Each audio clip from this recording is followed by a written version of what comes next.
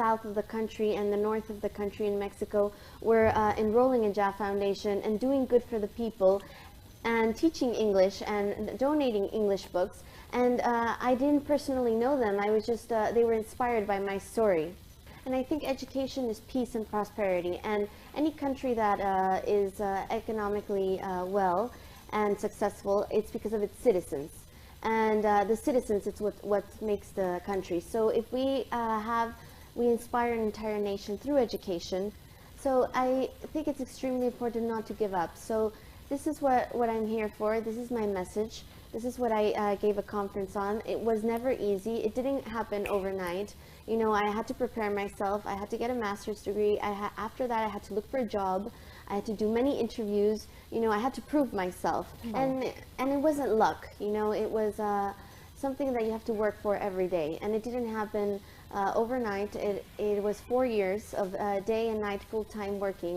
So, and before that, you know, 10 years of studies. So I just came here to tell my story, and that if I was capable, you are capable, and not to give up on your dreams. وەکو کچێکی ئەزموندار وەکو کچێکی گەنج کە ئێستا بەشداریت کردووە لەو کۆنفرانسە پێت وایە کۆنفرانسی تێکستی نیشتیمانی چ سوودێکی بۆ کوردستان دەبێ بۆ گەنجەکانی کوردستان دەبێ لە کاتێکە کوردستان بەناو کۆمەڵێک کێشەدا تێتەپەڕێت لە کێشەی سیاسی ئابووری تا دوایی. Okay, well, I think TEDx is all the speakers. I was very proud of listening to their successful stories, and it gives us hope. I could see the faces on everybody that was there, and other people, you know, one was inspired by one speaker, one was inspired by another, maybe one was inspired by mine. You know, it depends on you know, the goals of each person sitting there listening to us. So I think it all gives us a positive way to see things. You know, if we all put our place and our talents and something to make a difference in someone's life, I think we can surpass this crisis together, unity. You know, when I was in Mexico, there's no Kurdish, you know, I think there's 80 Iraqis, but I don't know if they're Kurdish, some of them.